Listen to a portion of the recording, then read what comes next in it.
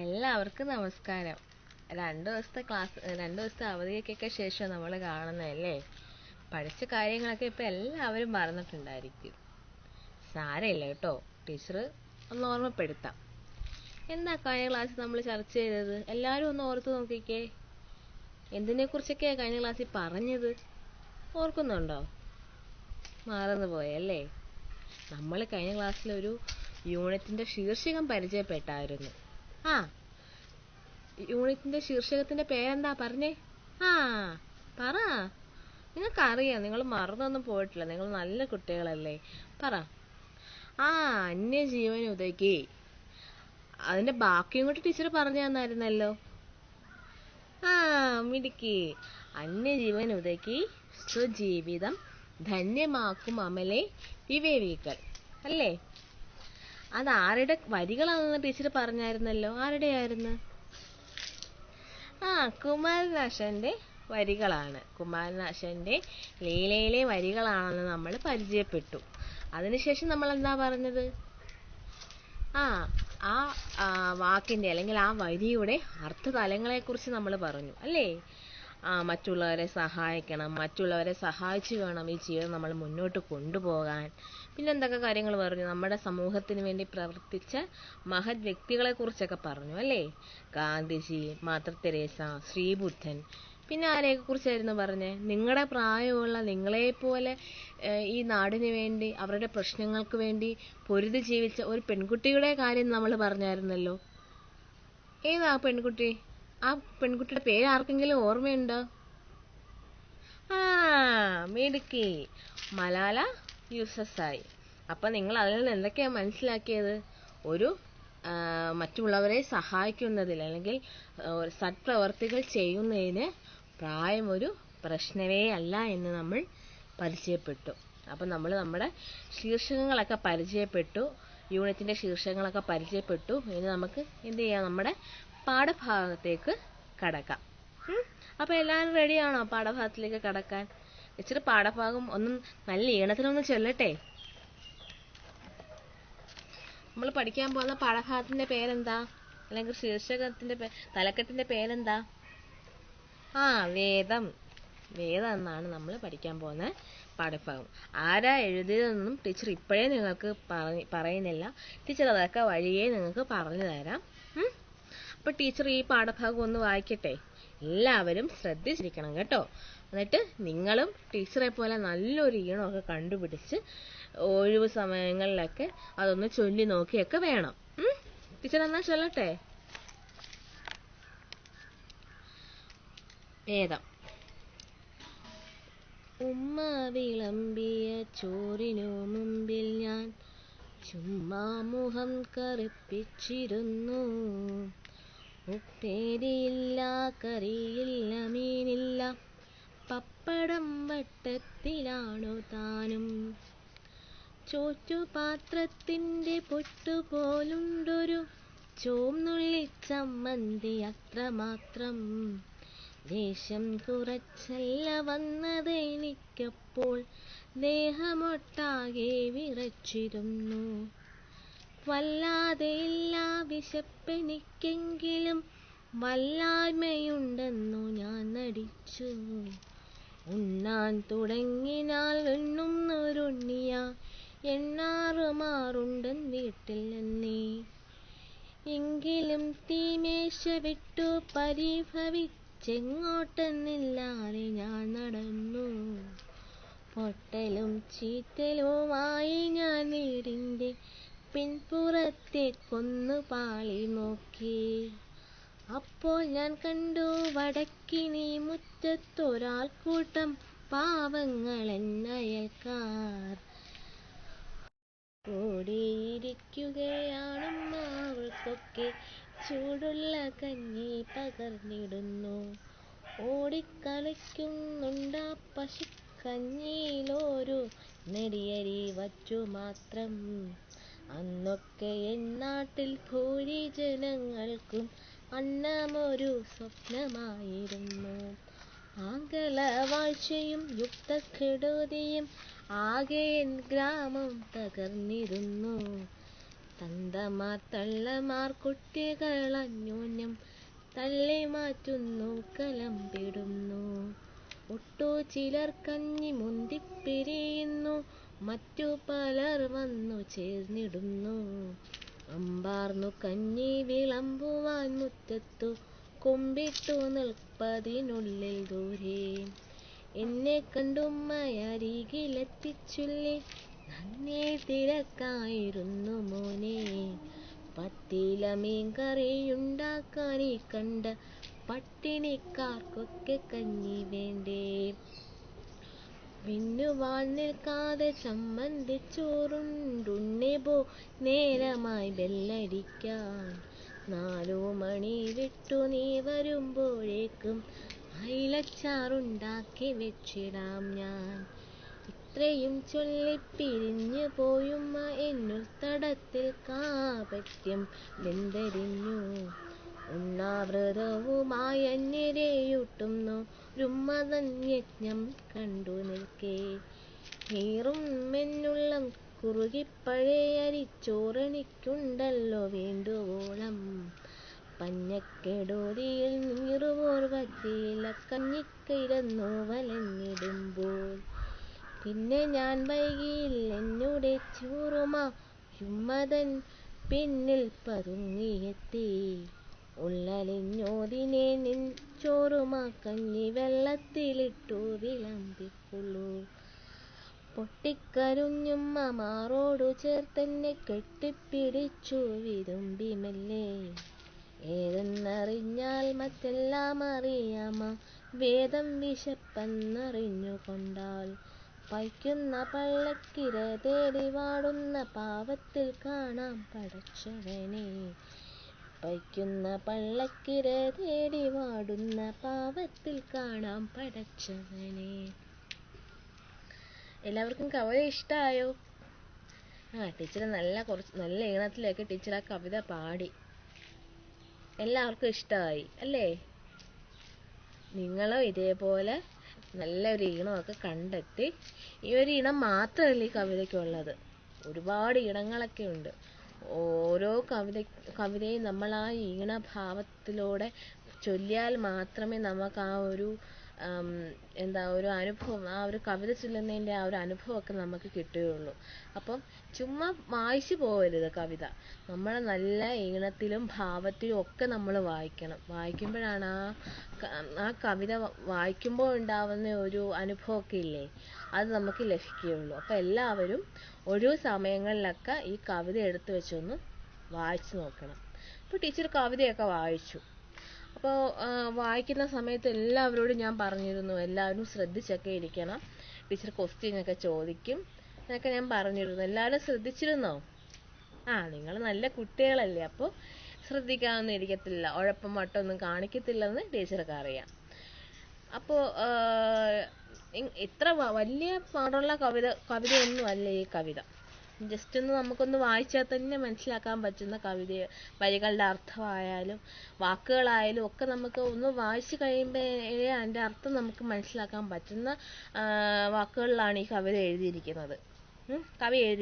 കവിയുടെ ഒരു അനുഭവമായിട്ടാണ് ഈ ഒരു കവിതയിലൂടെ പറയുന്നത്. കവിക്കുണ്ടായ ഒരു അനുഭവത്തിൻ്റെ ഒരു ഇതില്ല, കവിയുടെ ഒരു അനുഭവമായിട്ടാണ് ഈ കവി എഴുതിയിരിക്കുന്നത്. കവി ആരാണെന്നൊക്കെ ടീച്ചർ വഴിയേ പറയാം, അതിന് സമയമാകുമ്പോൾ ടീച്ചർ പറയാം.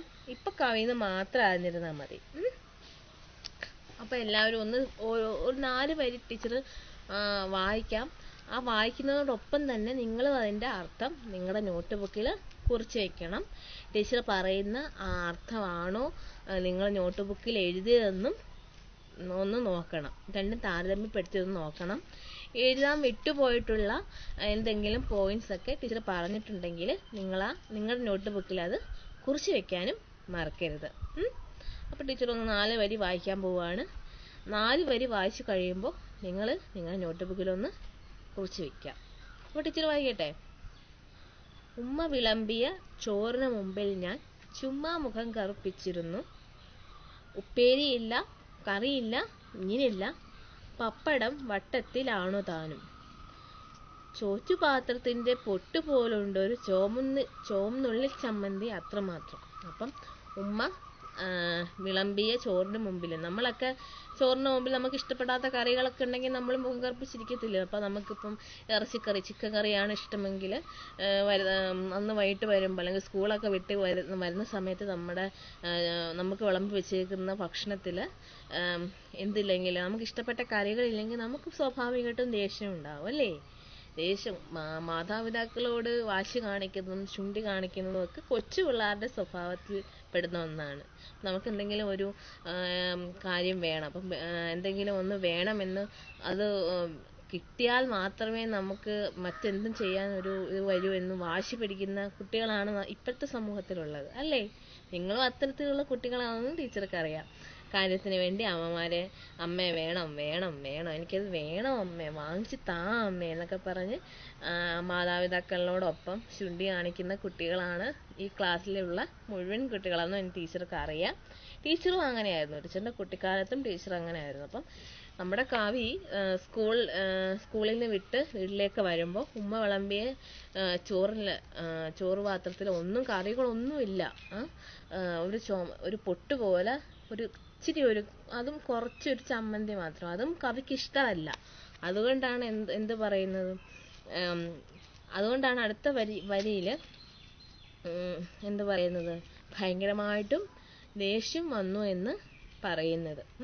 അപ്പം ഉമ്മ വിളമ്പിയ ചോറിന് മുമ്പിൽ ചുമ്മാ മുഖം കറുപ്പിച്ചിരുന്നു. അവിടെ കവി അങ്ങനെ ഒരു ചുമ്മാ എന്ന് പറയുന്ന പദപ്രയോഗം പ്രയോഗിച്ചിരിക്കുന്നത് നമ്മുടെ കുട്ടികളുടെ ഈ സ്വഭാവം, നമ്മൾ മാതാപിതാക്കളുമായിട്ട് വഴക്കടിക്കുന്ന ആ ഒരു കുട്ടിയുടെ സ്വഭാവം എടുത്തു പറയാൻ വേണ്ടിയിട്ടാണ് കവി അവിടെ ചുമ്മാ എന്ന് പറയുന്ന ഒരു വാക്ക് പ്രയോഗിച്ചിരിക്കുന്നത്.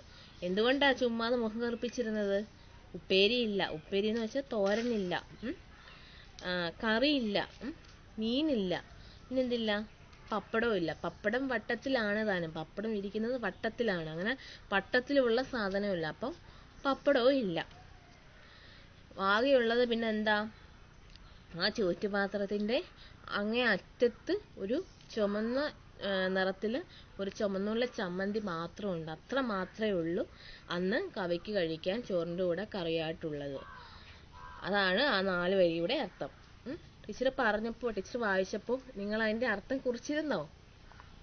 ടീച്ചർ പറഞ്ഞ അർത്ഥത്തെ പോലെ തന്നെയാണോ നിങ്ങൾ നോട്ട് ബുക്കിൽ എഴുതിയത്? എഴുതിയെങ്കിൽ നിങ്ങൾ ആ കവിതയൊക്കെ ശ്രദ്ധിച്ചിരുന്നു എന്നാണ് അതിൻ്റെ അർത്ഥം. അപ്പം ടീച്ചർ അടുത്ത വരി ഒന്ന് വായിക്കാം. ടീച്ചർ വായിച്ചിട്ട് 3 മിനിറ്റ് സമയം തരാം. നിങ്ങൾ അതിൻ്റെ അർത്ഥം ഒന്ന് കുറിക്കാൻ ശ്രമിക്കണം. ദേഷ്യം കുറച്ചല്ല വന്നതെനിക്കപ്പോൾ, ദേഹമൊട്ടാകെ വിറച്ചിരുന്നു. വല്ലാതെയില്ല വിശപ്പെനിക്കെങ്കിലും വല്ലായ്മയുണ്ടെന്നു ഞാൻ നടിച്ചു. ഉണ്ണാൻ തുടങ്ങിയാൽ വിണ്ണുന്നൊരുണ്ണിയാ എണ്ണാറുമുണ്ടെന്നൻ വീട്ടിലെന്നെ. എങ്കിലും തീമീശ വിട്ടു പരിഭവിച്ചെങ്ങോട്ടെന്നില്ലാതെ ഞാൻ നടന്നു. ഒന്ന് ആലോചിച്ച് എല്ലാവരും ഒന്ന് നോട്ട് ബുക്കിൽ ഒന്ന് എഴുതാൻ നോക്കിക്കേ, എന്താ ആ വരികളെല്ലാം പറയുന്ന അർത്ഥമെന്ന്. അത്ര ബുദ്ധിമുട്ടുള്ള വാക്കുകളൊന്നും അതിനകത്തില്ല. നമുക്ക് ജസ്റ്റ് ഒന്ന് വായിച്ചു കഴിഞ്ഞാൽ മനസ്സിലാക്കാൻ പറ്റുന്ന വാക്കുകളേ ഉള്ളൂ ആ കവിതയിൽ. എല്ലാവരും ഒന്ന് വായിച്ചു നോക്കിക്കേ, എല്ലാവർക്കും മനസ്സിലാവും, പെട്ടെന്ന് മനസ്സിലാവുന്ന. എന്തെങ്കിലും വാക്കുകളുടെ അർത്ഥം അറിയത്തില്ല എന്നുണ്ടെങ്കിൽ കുറിച്ച് വെക്കുക. അടുത്ത ക്ലാസ്സിൽ ടീച്ചർ അത് പറയാം. എല്ലാവരും ഒന്ന് നോട്ട് ബുക്കിലൊന്ന് എഴുതി നോക്ക് ആ പറഞ്ഞ വരിയുടെ അർത്ഥം എന്താണെന്ന്.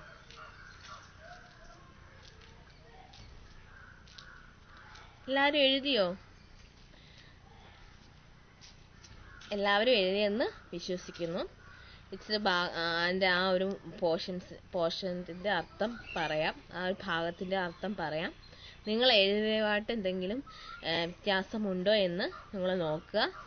എന്തെങ്കിലും നിങ്ങൾ വിട്ടുപോയിട്ടുണ്ടെങ്കിൽ ടീച്ചർ പറയുമ്പോൾ അത് കൂട്ടിച്ചേർക്കുക. ടീച്ചർ പറയാൻ പോവാണ്. അപ്പം നമ്മുടെ കവി വന്നു നോക്കിയപ്പോൾ അതിൽ ചുമന്നുള്ളി ചമ്മന്തി മാത്രമേ ഉള്ളൂ, വേറെ ഒന്നുമില്ല. അപ്പം നമുക്ക് സ്വാഭാവികമായിട്ടും, നമ്മളായിരുന്നെങ്കിൽ നമുക്ക് സ്വാഭാവികമായിട്ടും എന്ത് വരും? ദേഷ്യം വരും അല്ലേ? നമുക്ക് സ്വാഭാവികം നമുക്ക് ഇഷ്ടമില്ലാത്ത ഒരു കറിയാണ് നമ്മുടെ അമ്മ ഉണ്ടാക്കി വെച്ചിരിക്കുന്നതെങ്കിൽ നമുക്ക് ദേഷ്യം വരത്തില്ലേ? അതേപോലെ തന്നെ നമ്മുടെ കവിക്കും ദേഷ്യം വരികയാണ്. ദേഷ്യം കുറച്ചല്ല വന്നത് എനിക്കപ്പോൾ. എനിക്ക് ഭയങ്കരമായ ദേഷ്യമാണ് വന്നത്. എന്ന് വെച്ചാൽ ചോറിൻ്റെ കൂടെ കഴിക്കാൻ കറിയൊന്നുമില്ല. ആ ഒരു കാരണം കൊണ്ടാണ് കുട്ടിക്ക് അത്രയും അധികം ദേഷ്യം ഉണ്ടാകുന്നത്. എനിക്ക് ദേഷ്യം കുറച്ചൊന്നും അല്ല എനിക്കപ്പോൾ വന്നത്. ആ ദേഷ്യം എന്നെ മൊത്തത്തിൽ അത് ബാധിച്ചിരുന്നു. വല്ലാതെയില്ല വിശപ്പെനിക്കെങ്കിലും വല്ലായ്മയുണ്ടെന്ന് ഞാൻ നടിച്ചു. എനിക്ക് വലിയ വിശപ്പൊന്നുമില്ല. എനിക്ക് വിശപ്പിൻ്റെ ആ ഒരു ഭയങ്കരമായ തീവ്രതയായിട്ടുള്ള വിശപ്പൊന്നും എനിക്കില്ല. വിശപ്പില്ല എങ്കിലും എനിക്ക് ഒരുപാട് വിശപ്പുണ്ടെന്നുള്ള രീതിയിൽ ഞാനൊന്നും അഭിനയിച്ചു. നടിക്കുക എന്ന് വെച്ചാൽ അഭിനയിക്കുക എന്നാണ് അർത്ഥം. എന്നിട്ട് പറയാണ്, അത് കവിയുടെ ഒരു സ്വഭാവത്തെക്കുറിച്ച് പറയാണ്. ഉണ്ണാൻ തുടങ്ങിയാൽ വെണ്ണുന്നൊരുണ്ണിയാ എന്നാറുമുണ്ടെന്ന് വീട്ടിൽ തന്നെ. വീട്ടിലുള്ള എല്ലാവർക്കും അറിയാം, ഭക്ഷണം കഴിക്കുന്ന സമയത്ത് ഉദ്ദേശിക്കുന്ന തരത്തിലുള്ള കറി ഇല്ലെങ്കിൽ എനിക്ക് ഭയങ്കരമായ ദേഷ്യം വരുമെന്ന് വീട്ടിലുള്ള എല്ലാവർക്കും അറിയാമെന്ന് കവി സ്വയം പറയുകയാണ്. എന്നിട്ട് എന്ത് ചെയ്തു? എങ്കിലും തീമേശ വിട്ടു പരിഭവിച്ചെങ്ങോട്ടെന്നില്ലാതെ ഞാൻ നടന്നു. ആ മേശപ്പുറം, തീമേശ എന്ന് പറഞ്ഞാൽ ഭക്ഷണം കഴിക്കാൻ ഉപയോഗിക്കുന്ന മേശയാണ് തീന്മേശ എന്ന് പറയുന്നത്. ആ തീമേശ വിട്ട് പുറത്ത് കറിയില്ലാത്തതിൻ്റെ ദേഷ്യപ്രകടനമാണ് അതിലൂടെയൊക്കെ കാണിക്കുന്നത്. ഭയങ്കരമായ ദേഷ്യം കാരണം ആ തീമേശ വിട്ട് ഞാൻ പുറത്തേക്ക് പോയി. പൊട്ടലും ചീത്തലുമായി ഞാൻ വീടിൻ്റെ പിൻപുറത്തേക്കൊന്ന് പാളി നോക്കി. അപ്പോൾ ഞാൻ കണ്ടു വടക്കിന് മുറ്റത്തൊരാൾക്കൂട്ടം പാവങ്ങളെന്ന അയൽക്കാർ. അപ്പോൾ ഭയങ്കരമായ ദേഷ്യം വന്ന് നമ്മുടെ കവി എങ്ങോട്ടേക്ക് പോവുകയാണ്? അടുക്കള ഭാഗത്തേക്ക് പോവുകയാണ്. അടുക്കള ഭാഗത്തിന് അവിടെ സൂചിപ്പിക്കുന്ന പദം എന്ന് പറയുന്നത് വടക്കിനി മുറ്റം എന്ന് പറയുന്നത്. വടക്കിനി മുറ്റം പണ്ടുള്ള ആൾക്കാർ വീടുകളിലെ ഓരോ ഭാഗത്തിന് ഓരോ സൂചനകളൊക്കെ നൽകുമായിരുന്നു. തെക്കിനി, വടക്കിനി, കിഴക്കിനി, അങ്ങനെയൊക്കെ. അത് പണ്ടുള്ള ആ ഒരു ഭാഷാപ്രയോഗമാണ്. വടക്കിനി ഭാഗത്തേക്ക് പോവുകയാണ് കവി. ഭയങ്കരമായ ദേഷ്യം വന്ന്. അപ്പോൾ അങ്ങോട്ടേക്ക് പോയപ്പോൾ കുറേ അധികം വടക്കിനി മുറ്റത്ത് കുറേ അധികം ആൾക്കാരുണ്ട്. അവരുടെ അയൽക്കാരായിട്ടുള്ള പാവപ്പെട്ട ആൾക്കാരുടെ ഒരു കൂട്ടത്തെയാണ് അവിടെ കവിക്ക് കാണാൻ കഴിഞ്ഞത്. കൂടിയിരിക്കുകയാണുമ്മ, അവർക്കൊക്കെ ചൂടുള്ള കഞ്ഞി പകർന്നിടുന്നു. ഓടിക്കളിക്കുന്നുണ്ടാ പശുക്കണിയിൽ ഓരോ നെടിയരി വറ്റു മാത്രം. അവിടെ അങ്ങോട്ട് ചെന്നപ്പോൾ എന്താ കണ്ടത്? അവിടെ പാവപ്പെട്ട അയൽക്കാർക്കൊക്കെ ഉമ്മ എന്ത് ചെയ്യുകയാണ്? കഞ്ഞി വിളമ്പി കൊടുക്കുകയാണ്. ആ കഞ്ഞിയുടെ ആ ഒരു ഇതവിടെ പറയുന്നുണ്ട്. ആ വലിയ പാത്രത്തിൽ കഞ്ഞി ഇങ്ങനെ ഓടിക്കളിക്കുന്നതായിട്ട്. എന്ന് വെച്ചാൽ കഞ്ഞി കൊടുക്കാൻ മാത്രം ഒന്നുമില്ല, പക്ഷെ ഒരു നേരത്തെ ആഹാരത്തിന് പോലും നിവർത്തിയില്ലാതെ ഉള്ള ആ ഒരു സാഹചര്യത്തെയാണ് അവിടെ പറയുന്നത്. കുറച്ച് ആഹാരം മാത്രമേ അവിടെ ആ കവിയുടെ ഉമ്മയ്ക്ക് കൊടുക്കാൻ കഴിയുന്നുള്ളൂ. എന്നിട്ട് എന്തുകൊണ്ടാണ് ഇങ്ങനെ ഒരു സാഹചര്യം കവിയുടെ നാടിന് സംഭവിച്ചതെന്ന് പറയുന്ന അതാണ് അടുത്ത ഭാഗത്ത് കവി പറയുന്നത്. അന്നൊക്കെ നാട്ടിൽ ഭൂരിജനങ്ങൾക്കും അന്നമൊരു സ്വപ്നമായിരുന്നു. ആംഗലവാഴ്ചയും യുദ്ധക്കെടുതിയും ആകേൻ ഗ്രാമം തകർന്നിരുന്നു. അന്നൊക്കെ ആ ഒരു സമയത്ത് എന്ന് വെച്ചാൽ കവിയുടെ കുട്ടിക്കാലത്ത് ആ ഒരു സമയത്തൊക്കെ ഭയങ്കരമായ ബ്രിട്ടീഷ് ഭരണത്തിൻ്റെയും അതേപോലെ യുദ്ധത്തിൻ്റെയൊക്കെ ഫലമായിട്ട് ഭയങ്കരമായ വിശപ്പ് അല്ലെങ്കിൽ വിശപ്പല്ലെങ്കിൽ എന്തായാലും പറയുന്ന മറ്റൊരു ഇത് പട്ടിണി, അതൊക്കെ ഒരുപാട് പട്ടിണി പരിഭവങ്ങളൊക്കെ ഒരുപാട് ഉണ്ടായ സമയമായിരുന്നു. അതിന് പ്രധാനമായിട്ടും അദ്ദേഹം പറയുന്നത് ബ്രിട്ടീഷ് ഭരണം, നമ്മുടെ ബ്രിട്ടീഷ് ഭരണവും അതേപോലെ യുദ്ധം കൊണ്ട് ഒരുപാട് പ്രശ്നങ്ങൾ ഉണ്ടാവുന്നുണ്ട്. പലരുടെയും പാവപ്പെട്ടവരുടെ ഒരുപാട്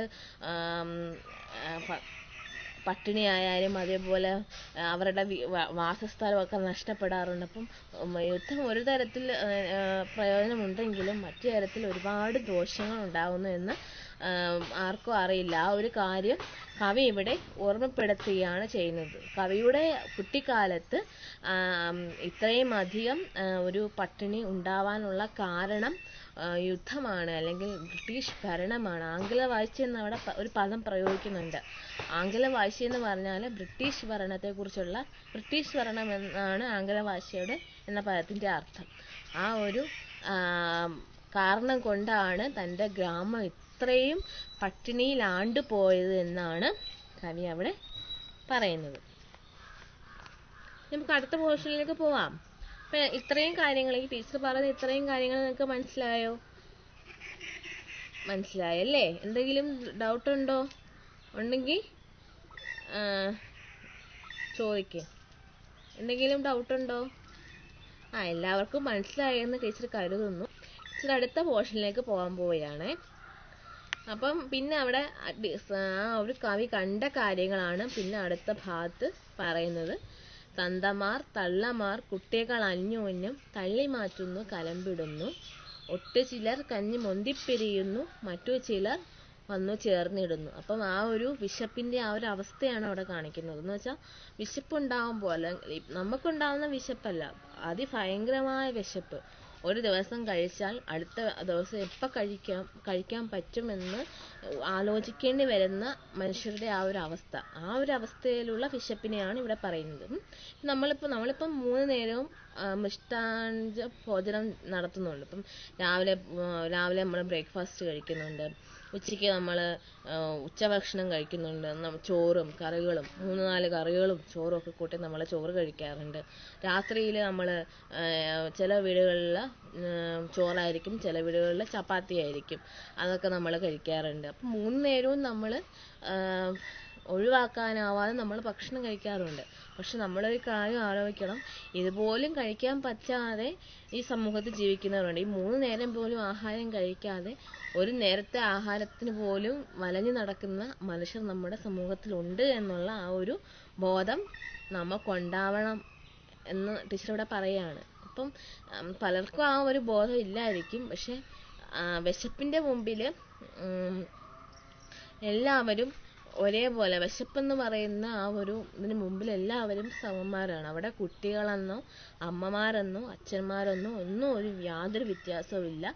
എല്ലാവരെയും കുട്ടികളും തന്തമാരും തള്ളമാരും എല്ലാവരും അങ്ങോട്ടും ഇങ്ങോട്ടും ഭക്ഷണത്തിന് വേണ്ടി കലമ്പുന്ന അല്ലെങ്കിൽ വഴക്കടിക്കുന്ന ഒരു കാഴ്ചയാണ് നമ്മുടെ കവി അവിടെ കാണുന്നതെന്ന് കവി പറയുന്നു.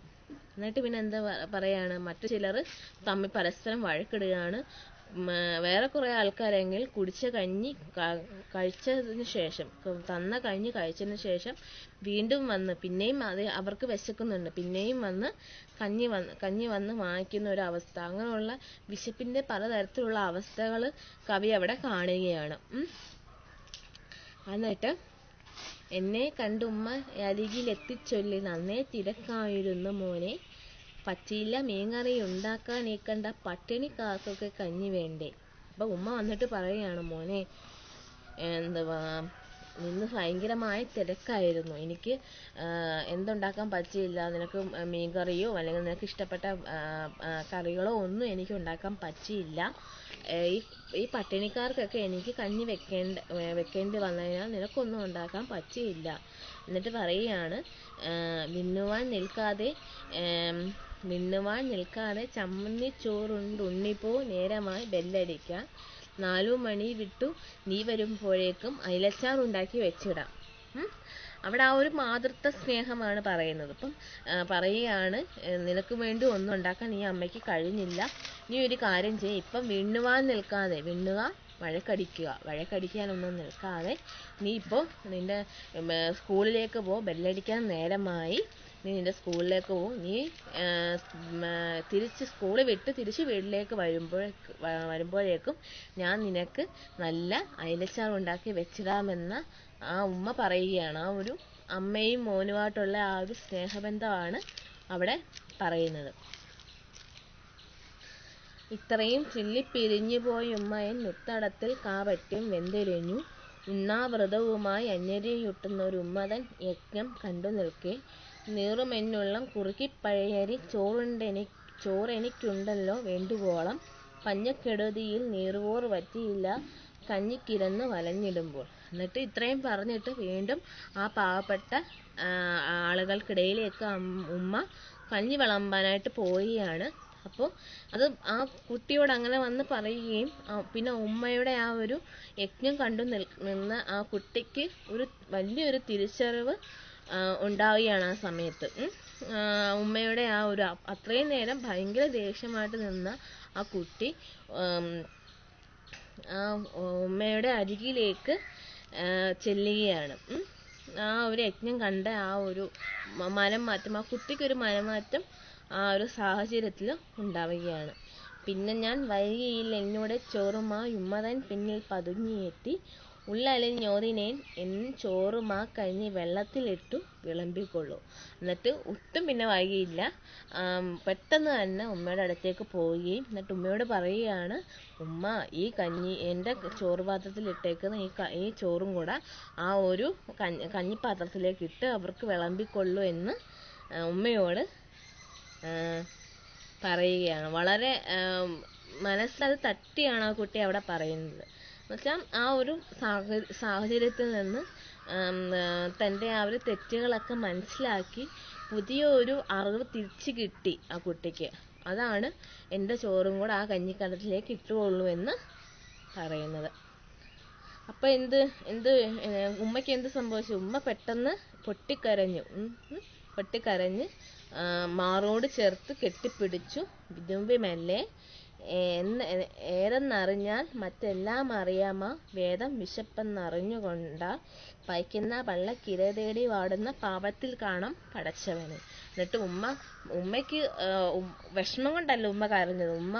ഉമ്മയുടെ വേദം അല്ലെങ്കിൽ ഉമ്മയുടെ അറിവ് എന്ന് പറയുന്നത് മറ്റുള്ളവരുടെ വിശപ്പറിയാനുള്ള ആ ഒരു കഴിവ് മാത്രമാണ്. മറ്റു വിശന്നലയുന്ന ആൾക്കാർ എവിടെയുണ്ടോ അവർക്കൊക്കെ അന്നം കൊടുക്കുക എന്നതാണ് ഈ ലോകത്തിലെ ഏറ്റവും വലിയ അറിവ് എന്നാണ് ആ ഉമ്മ പറയുന്നത്. ആ അറിവ് തിരിച്ചറിഞ്ഞ് തൻ്റെ മകനെ ഭയങ്കരമായ സന്തോഷത്തോടു കൂടി, അതൊരു സന്തോഷ കണ്ണുനീരാണ്, ആ ഒരു സന്തോഷത്തോടെ കെട്ടിപ്പിടിച്ച് ഉമ്മ ഭയങ്കരമായ സന്തോഷത്തോടു കൂടി വിതുമ്പി കരയുകയാണ്. കാരണം എൻ്റെ ആ വേദം എന്ന് പറയുന്ന ആ ഒരു അറിവ് മറ്റുള്ളവരെ സഹായിക്കണം, അല്ലെങ്കിൽ മറ്റുള്ളവരുടെ വിശപ്പ് മനസ്സിലാക്കണം, വിശന്നലയുന്നവരെ സഹായിക്കണം എന്നൊക്കെയുള്ള ആ ഒരു അറിവ് തൻ്റെ മകനും മനസ്സിലാക്കാൻ കഴിഞ്ഞല്ലോ എന്നുള്ള ആ ഒരു തിരിച്ചറിവിൽ ഉമ്മ വളരെയേറെ സന്തോഷിക്കുകയാണ്. ഉമ്മ പറയുന്നത് എന്നിട്ട് എന്താ?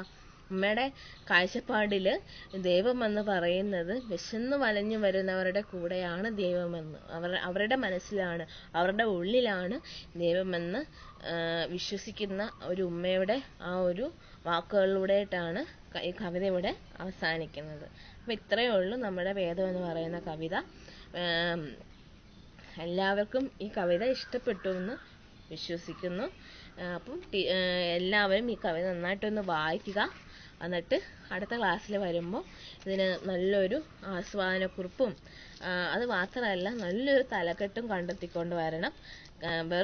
നിങ്ങൾ വെറുതെ ഒരു തലക്കെട്ട് കണ്ടെത്തിക്കൊണ്ട് വന്നാൽ മാത്രം പോരാ. എന്തുകൊണ്ടാണ് നിങ്ങൾ ആ ഒരു തലക്കെട്ട് ഇതിനു വേണ്ടി ഉചിതമായി എടുത്തത്, അല്ലെങ്കിൽ എന്തുകൊണ്ടാണ് ഈ തലക്കെട്ട് ഇതിനു വേണ്ടി എടുത്തത് എന്നുള്ള ആ ഒരു കാരണം കൂടി എഴുതിക്കൊണ്ട് വരണം. അപ്പം നമുക്ക് അടുത്ത ക്ലാസ്സിൽ കാണാം.